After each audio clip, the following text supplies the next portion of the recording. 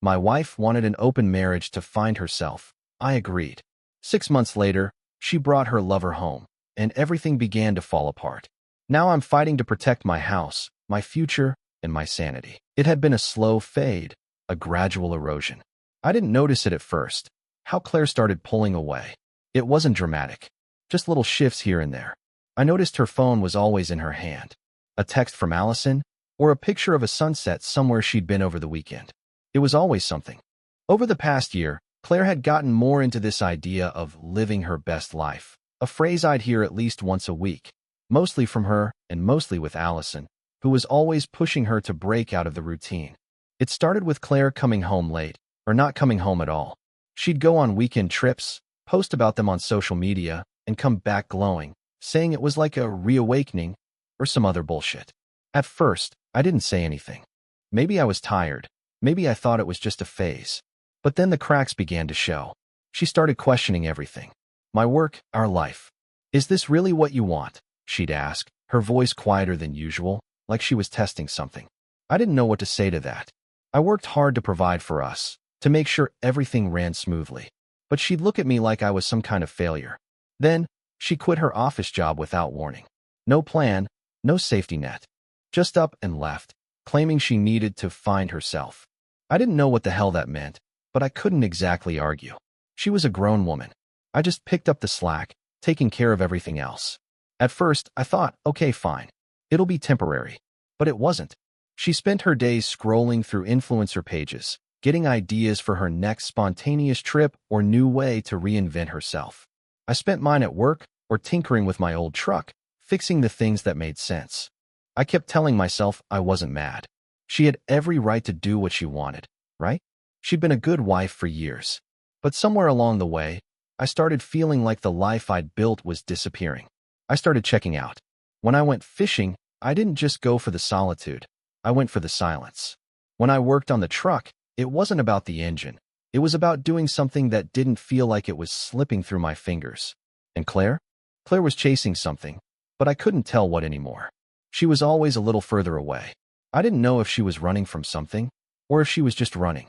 Claire's discontent started spilling out more often, like a slow leak in a tire. I'd be at the kitchen table after a long day, trying to eat something before I passed out, and she'd just say it. Something like, I don't want to live like this anymore. I'd look up at her, the words hanging in the air, unsure what to make of them. I didn't recognize her anymore. This wasn't the woman I married, the one who helped with the bills, kept our life steady. Now, it was like she was itching to tear everything apart. You're not listening, she'd say, her eyes narrowing. This life, it's too small. I need to be free. Free. That was her word now. Free from what? From me? From the life we built? I didn't understand it. We'd been happy once. Simple. It had worked. I went to work, did what I had to do. She handled what needed handling. That was it. But now, it was like my job, my routine, my stability. It was all a punchline to her. I'm just being practical, I said, trying to keep my voice calm. You can't just throw everything away without thinking about the future. What happens then? Who's going to pay the bills if you don't have a job? She scoffed, flipping her hair back like it was no big deal. You're too practical, she said, rolling her eyes. You're stuck in a box. I wanted to yell at her. How is this practical? You're quitting your job, you're leaving me to do everything, and you think I'm the one stuck in a box? But I didn't. I just kept my mouth shut, because I knew better by then. I wasn't sure how to talk to her anymore. The more she hung out with Allison, the more I felt like a stranger in my own house. Allison was a whirlwind, always pushing Claire to be herself, to live in the moment, to ditch the boring stuff. I'd overhear their conversations, things like, you need to stop playing it safe, Claire. Life's too short. And Claire? She'd nod along, like she was soaking it all in. She started saying things like, I should be out there, traveling, meeting people, doing exciting things. I didn't know who she was talking about anymore. We had a life, a simple one, that worked, but it wasn't enough for her. I tried to talk to her about it once, about how we needed to focus on security, our savings, our future, something. But she just brushed me off. God, you're so boring sometimes. Can't you just be more like me for once? It's not all about numbers and plans. I sat there, feeling like she was slipping further out of reach. I didn't know what to do. She was obsessed with the idea of being someone else, someone more adventurous, more alive. And all I could do was go to work, fix the house, try to make sure everything didn't fall apart. A week later, she came to me, all excited, like she was about to announce something big. "I'm going to take some time off," she said, pacing around. "I need to figure things out, clear my head." I just nodded. I didn't want to argue. She spent those weeks, well, not figuring anything out. At least, not in any way that made sense to me. She'd go shopping, meet up with new people, and every second of it got posted on Instagram for the world to see. She was living her best life, and meanwhile, I was cleaning, cooking, trying to keep things normal. It was exhausting. I didn't say anything. What could I say? She was finding herself, right? But I couldn't shake the feeling that she was slipping further from me every time she clicked share on some sunset photo. When she finally came home one night, I could tell something had changed again. She didn't even acknowledge me when she walked in, just dropped her bag by the door and went straight to the couch to scroll through her phone. I stood there, feeling like the walls were closing in. And that's when I knew we were losing each other. I couldn't get through to her. Everything I said felt pointless. I was just waiting for the next wave of her dissatisfaction, her need to escape again. But I didn't know how to stop it. The first time Claire mentioned it, I thought I'd misheard her. She was sitting on the couch, flipping through a magazine, looking more excited than I'd seen her in months. I was in the kitchen, rinsing out a coffee mug, when she said it, like it was some casual idea she had while picking out a new lipstick. "Maybe we should open up our marriage," she said, not looking up from the magazine. I froze, the mug still in my hand, water running over the sink. My mind stumbled, trying to process what she'd just said. "What?" She looked at me then, her face unreadable for a second, before she leaned forward, her voice soft but sure. "I've been reading about it. Modern relationships, how they can evolve. It's not about cheating, okay? It's about growing, exploring. We can still be connected, but I need to experience other things. You do too." My chest tightened. "You're serious?" She nodded, eyes wide, like she was offering me some kind of freedom. "Yeah, I don't feel like I can grow in this routine anymore. I need to experience life differently. You can too. It doesn't have to be this monogamous box anymore." I set the mug down hard on the counter, feeling the edge of the ceramic scrape against the metal. "And you think this is the answer?" "It's about emotional freedom," she said, sitting up straight now, like she was delivering some kind of TED Talk. "You know, expanding consciousness. Being true to who we are. It's a way for both of us to explore who we are outside of this box we're in." I just stood there, staring at her. "You think this is going to fix anything? You're just going to go out and hook up with people, and we're supposed to be fine with that? What about everything we've built?" "I don't want to cheat. That's not what this is about," she snapped, frustration creeping into her voice. "You're stuck on these old ideas. You're holding on to something that doesn't fit anymore. I'm asking for us to grow together, but differently. We can still have our bond." I couldn't breathe. This wasn't what I signed up for. It wasn't what we'd built. I tried to think of something, anything, that would bring me back to the ground, something that made sense. "How long have you been thinking about this?" I asked. "Longer than you know," she replied, calm now, like she had been planning this out in her head. "I've been reading about it online. It's what people do now. It's healthier, it's more real." I laughed, but it came out bitter. "It's healthier to sleep with other people while you're still married? That's real?" "It's real for me," she said, her voice suddenly small, vulnerable. "I need this. I need to feel alive again. This life. It's not me anymore." I felt my stomach twist. "I don't know, Claire. This feels like it's just about being free," she interrupted, her eyes suddenly pleading. "It's about both of us growing into who we're supposed to be. Together, but differently." I wanted to scream. I wanted to shake her, tell her she was being selfish, that this was the dumbest idea I'd ever heard. But something inside me just deflated. This wasn't the woman I knew anymore. She wasn't making sense, but I also realized I couldn't stop her. I didn't want to fight anymore. I just wanted peace, whatever that meant now. If I said no, I'd lose her anyway. She was already halfway out the door, and I wasn't sure if this was a last-ditch effort to keep her close or if she'd already decided I wasn't part of her plan anymore. "Okay," I said, voice quiet. "Fine, we'll try it." Claire's face lit up like I'd handed her the key to some magical world. She immediately started talking about how we'd navigate it, how she'd go on dates, how she'd meet new people, how we'd still be connected. I didn't listen to most of it. It was just noise. Buzzwords. I could feel my gut twisting, but I didn't say anything. I wasn't ready for the fight. It would start if I pushed back. She smiled and kissed me on the cheek, then grabbed her phone, excited to plan dates and figure out how to make this new life work. I couldn't help but feel a tight knot in my chest. Something wasn't right, but I didn't know how to stop it. And part of me, deep down, didn't know if I wanted to. Maybe this was the only way to keep her from slipping completely away. The first few weeks weren't as bad as I thought they'd be, but they weren't good either. Claire dove into this new life of hers with a feverish intensity, as if she'd been starved for it, and now had a buffet of possibilities laid out in front of her. She went on dates. She said they were just casual, no strings attached, but it was obvious she was enjoying herself more than I'd ever seen.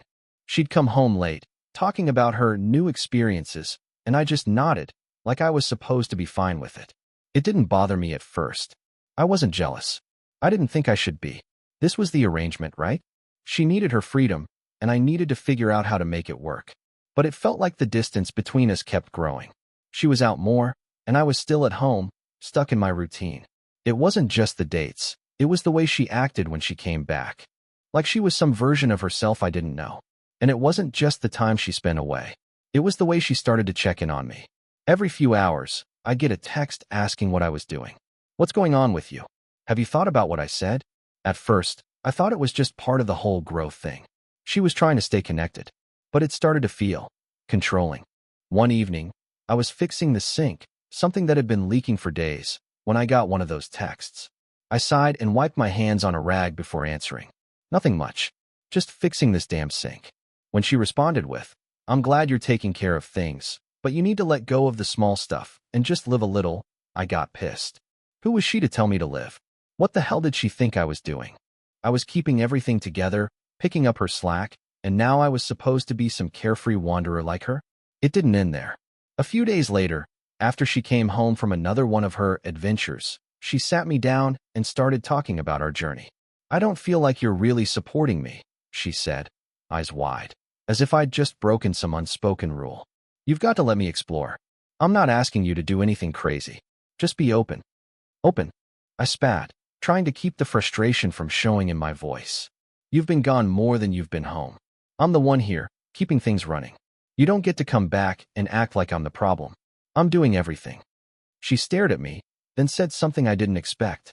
"Well, it feels like you're judging me for wanting more. This is supposed to be about us, not just about you." I shook my head. "You don't get to turn this around on me. I agreed to this, didn't I? You wanted this freedom, and now I'm getting blamed because I'm not throwing confetti every time you come back from a date." Her eyes narrowed. "Maybe you need to loosen up. Maybe that's why I'm out there, meeting people, having experiences. You're stuck, and it's holding me back." I felt my throat tighten.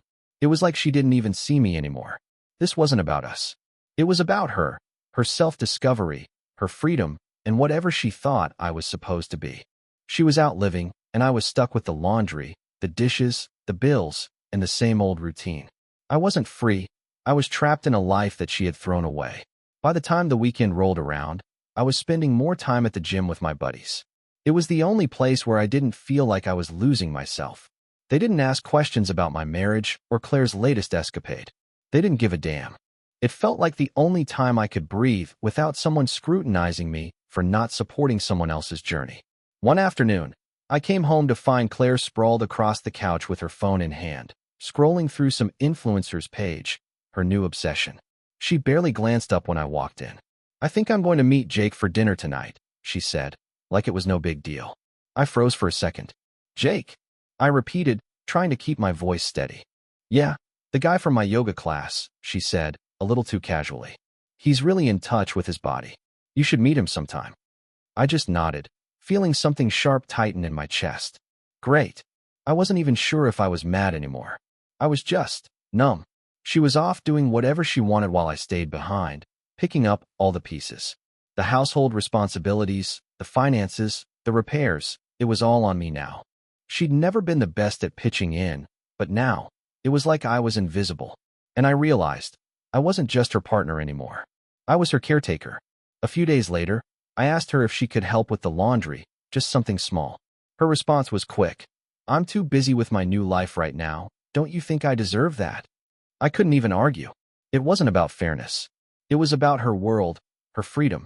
She had no space left for anyone else, not even for the person she'd once promised to be with through it all. And that's when I knew. This wasn't an open marriage anymore. This was her getting everything, and me, nothing. The invitation to the neighborhood cookout came in the mail one afternoon, and I didn't think much of it. It was the usual thing. Everyone in the cul-de-sac getting together for some beers and burgers. Nothing out of the ordinary. I figured I'd go, say hi to a few people, maybe have a drink or two, and then come home.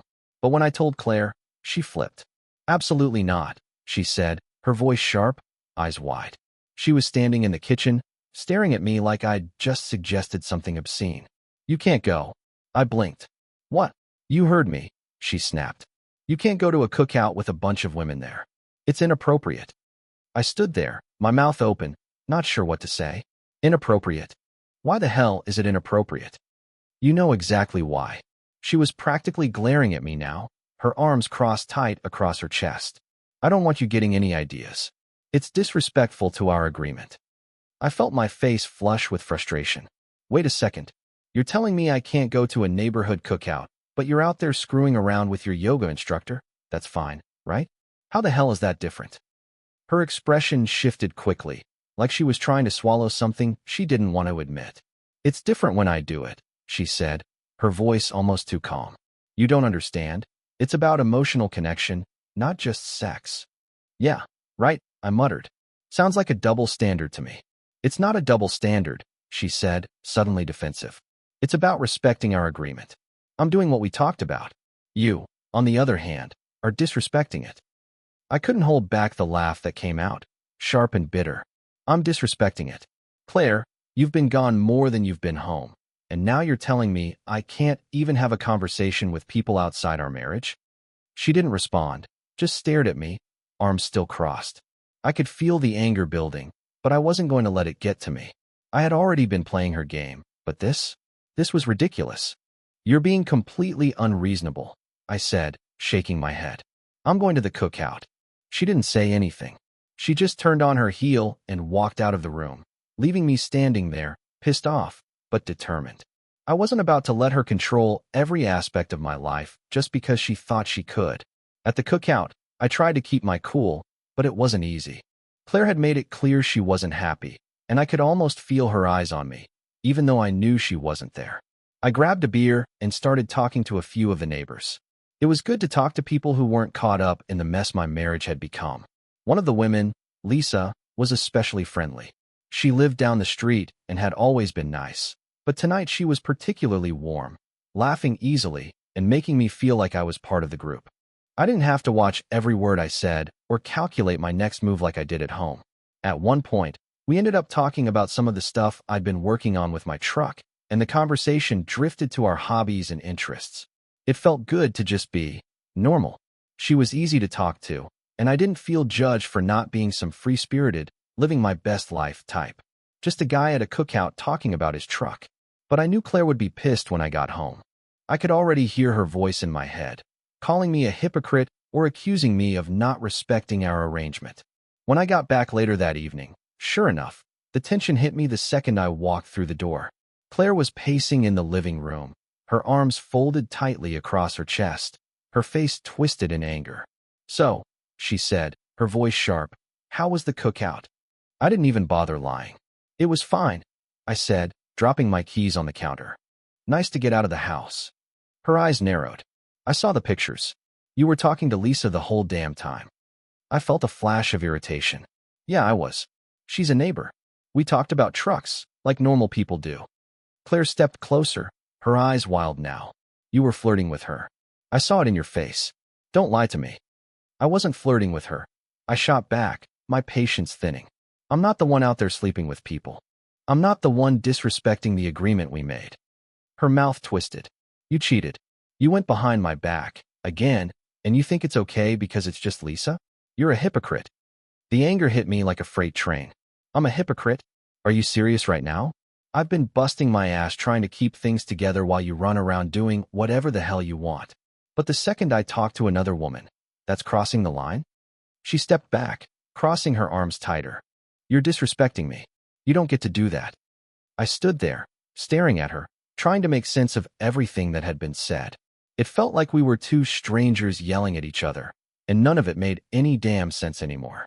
But before I could say anything else, she turned on her heel and walked out of the room, muttering something under her breath.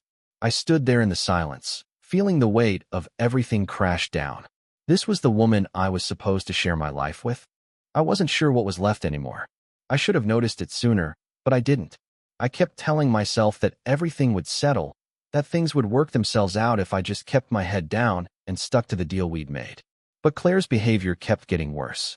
It was small things at first, little manipulations, things that didn't seem like a big deal, but they started to add up. She'd say stuff like, I need more space, or, you should trust me. But the more she said it, the more I felt like I was losing control of my own life. I was sitting in the living room one evening, scrolling through my phone when I noticed her locked laptop on the coffee table. She hadn't been hiding it, but there was something about the way she left it there that caught my attention. Normally, she'd be glued to it for hours, but tonight she was out, off with one of her new friends. Something made me reach for it. Maybe it was the way she kept leaving her phone out around the house, as if daring me to look. Maybe it was just me finally getting fed up with the lies. I clicked it open and found a thread of text between Claire and her yoga instructor. My gut twisted as I read through them.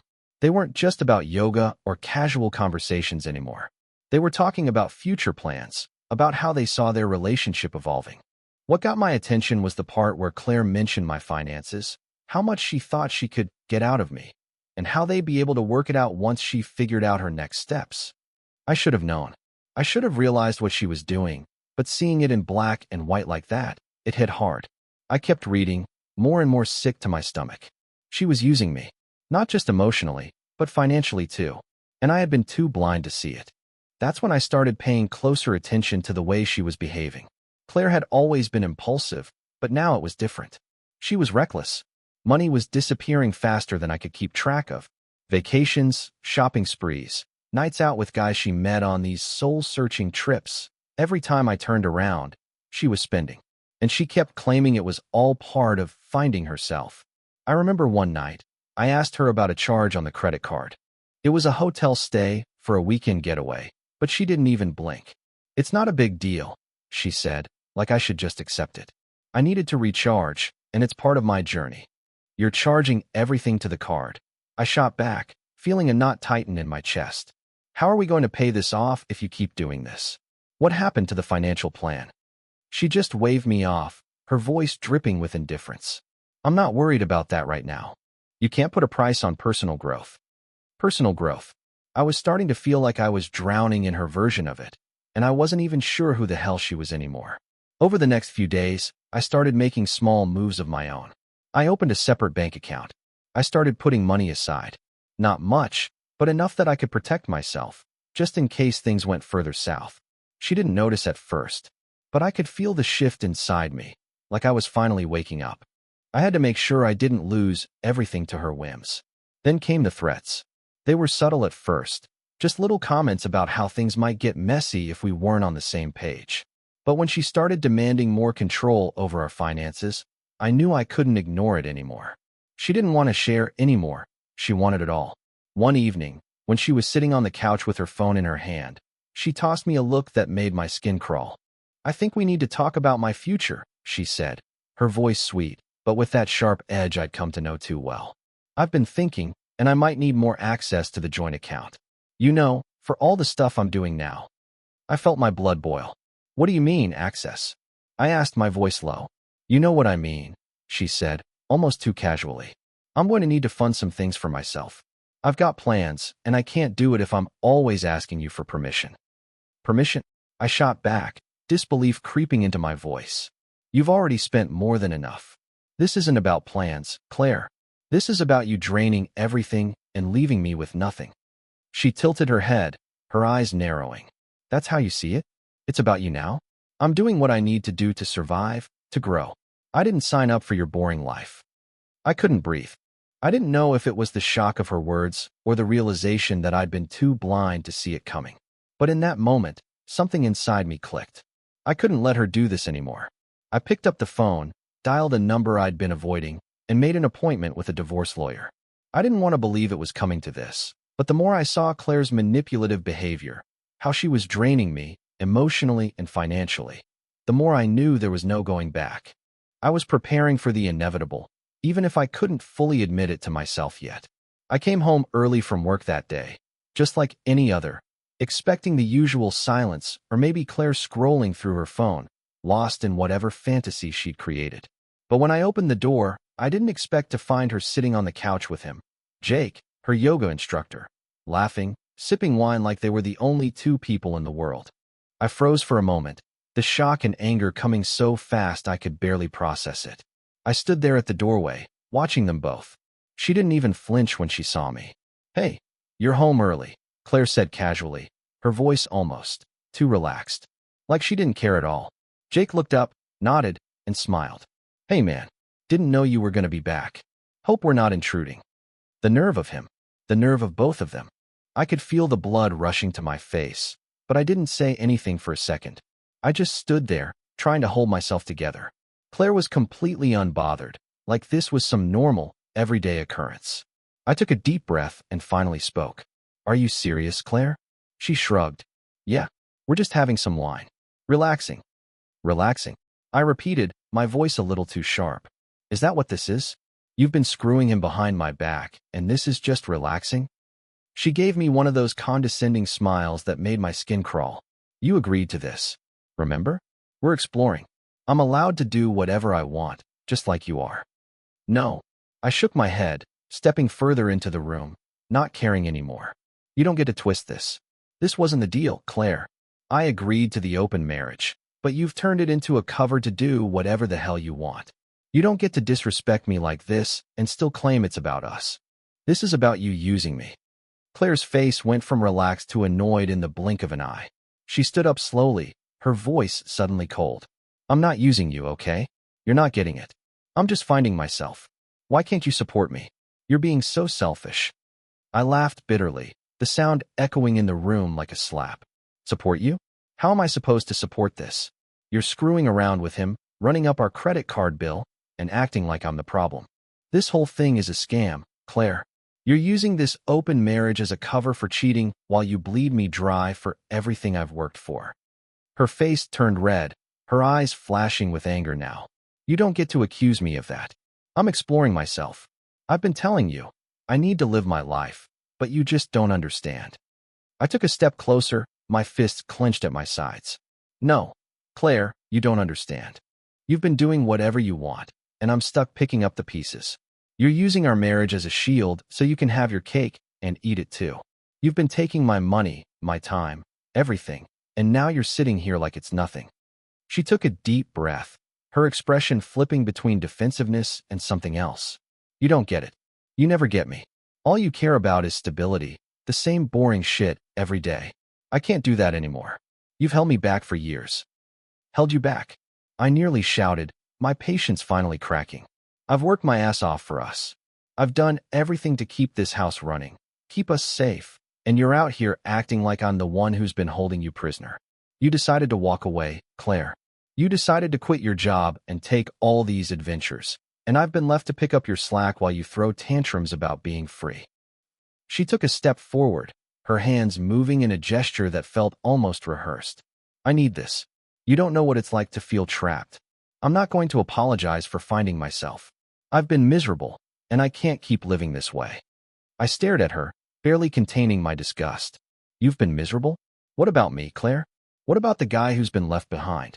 You don't get to sit here and tell me I'm the one holding you back when you've been out there doing whatever you want, with no thought for anyone else." Claire's eyes flickered, and for a moment, I thought maybe there was some hint of guilt. But then she shook it off, her voice dripping with that familiar tone of superiority. "I'm not the problem here. You are. You can't support me, you don't understand me, and you're too stuck in your old ways to see that.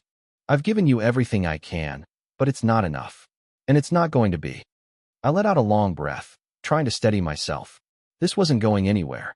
We weren't going to fix this. "No, I'm done. I'm not going to keep playing this game, Claire. I'm done being your safety net while you run off and play at being someone else. You want out? Fine. But this isn't our marriage anymore. This is just you using me as a backup plan. Her face twisted in fury, but I didn't back down. I knew it was over now. I'd let her manipulate me for too long. Let her use our marriage as a way to hide behind her lies. I wasn't going to keep living like this, and I wasn't going to let her keep pretending she was some victim in this mess. She opened her mouth to argue, but I cut her off. Save it. I'm done. I turned and walked out, feeling a strange sense of clarity wash over me. This was the end. I wasn't going to be a fool anymore. It was over. I didn't waste any time. The moment I walked out of that house, the moment I made the decision to end this, everything changed. The next few weeks were a blur of phone calls, meetings, and gathering everything I'd need to protect myself. It wasn't just about the betrayal anymore. It was about making sure I didn't lose everything to her. I started collecting evidence, text messages, financial records, recordings of her conversations with her friends, everything. I'd been watching her long enough to know she was going to make a mess of things when it all fell apart. The day I walked into her office and handed her the divorce papers, I could feel the weight of it. I had rehearsed the words 1,000 times in my head, but nothing could prepare me for the look on her face when she saw them. "What the hell is this?" she asked, her voice sharp, eyes wide with anger. She grabbed the papers from my hand, flicking through them like she was reading a grocery list. "You know exactly what it is," I said, my tone steady. "It's over, Claire." Her face turned crimson, and for a second, I thought she might throw something at me.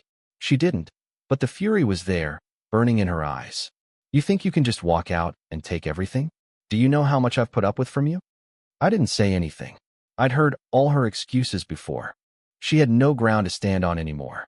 She slammed the papers on the kitchen table. "I want half of everything. The house. The retirement. Everything. And I want it now." I could feel my jaw tighten. "That's not going to happen." Her eyes flashed. "You can't be serious. After everything I've done for you, you're just going to walk away and try to leave me with nothing? You owe me this. I've given you everything." "No, you haven't," I replied, voice low, calm. "You've taken from me, Claire. You've used me. You're not getting half of everything. This isn't just about your journey or whatever nonsense you want to call it. I'm not giving up everything I've worked for." She stared at me, incredulous. "You selfish bastard. After everything, you're going to do this to me?" I took a deep breath. "I'm doing what I have to do to protect myself. You had no problem using me for money and for your own happiness, so don't act like you're the victim here." Her mouth twisted in anger, and she started pacing the kitchen. "I've been supporting you for years. I gave you everything, and now you're just going to leave me with nothing?" "I'm not leaving you with nothing. But you're not getting half of my retirement, and you're not getting the house. You've taken enough already." She let out a bitter laugh. "You think you can just walk away and not pay for this? You think a judge is going to take your side? You think you're going to get away with it?" "I've got the evidence, Claire," I said, the words finally sinking in. "I've got everything. The texts, the finances, the recordings. You've been digging your own hole for months, and I'm done pretending this is some self-discovery crap." Her face shifted from anger to something colder. "You'll regret this. You're making a huge mistake." "I'm not the one making mistakes," I said firmly. "I'm just cleaning up yours." The divorce proceedings started fast. It didn't take long before Claire fought back with everything she had. Her lawyer, one she probably picked out just to keep things messy, started making demands. The house, my retirement funds, a significant chunk of the savings. But my lawyer was patient. He told me to stay calm, to let Claire dig her own hole. "She'll crack," he said. "Just don't respond to her games." And she did crack. In court, Claire's emotional outbursts were almost predictable. Every time something didn't go her way, she'd start crying, or yelling, or saying some manipulative line about how I had broken her, or how she couldn't believe I was doing this to her. She tried to twist everything, claim I was heartless, that I'd kept her from living her best life, that I'd ruined her. But the evidence was overwhelming. The texts, the financial documents, the way she had manipulated me into giving her more than I should have. It was all right there. No amount of emotional outbursts could change that. One morning, she showed up late to court, mascara smeared, clearly having spent the night stewing over her defeat. She sat beside her lawyer, her eyes darting between me and the judge, and I could see how desperate she was to make everything my fault. She tried to shift the narrative, but it didn't work. She was drowning in her own lies. I stayed calm, even when I wanted to scream at her, This was it. This was the moment I had been preparing for. The moment I let go of the past and moved forward. And as the days passed, I could feel the weight of it lift. I wasn't just getting out of this mess. I was getting my life back. The day the divorce was finalized, Claire packed her things. It wasn't dramatic. No shouting, no big confrontation. She just quietly started gathering her stuff, a few bags, some clothes, nothing of real significance.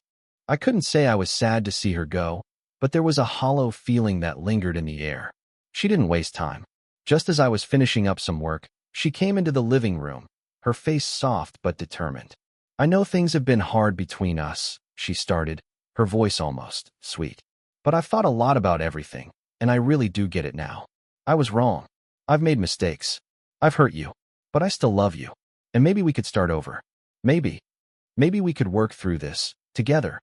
I stood up from the couch, my eyes meeting hers for the first time in days, and I felt nothing. Nothing at all. No anger, no sadness, just a deep, unshakable indifference. "No," I said, the word clear and final. "You don't get to do this. Not now. Not after everything." Her face fell, but she quickly recovered, trying to push through the hurt. "You can't just shut me out like this. We've been through too much together. You owe it to us to try again." I shook my head, my voice cold, detached. "I don't owe you anything. You made your choices.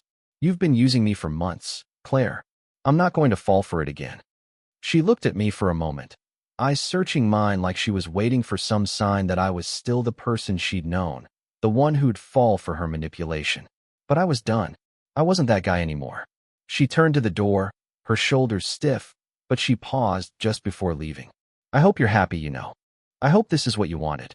Her voice cracked, but I didn't flinch. "I am," I replied. "For the first time in a long time, I am." I closed the door behind her as she left, and for the first time, I didn't feel the weight of the relationship on my shoulders. I wasn't angry. I wasn't relieved. I was just done. Standing there in the silence of the empty house, I took a long breath. Months of confusion, manipulation, and uncertainty had led to this. There was a part of me that felt a loss, like I was mourning something I didn't even fully understand. But it wasn't regret. It wasn't sorrow. It was just the end of a chapter. I didn't look back. The door was closed. The past was behind me. And for the first time in a long time, I could finally look forward.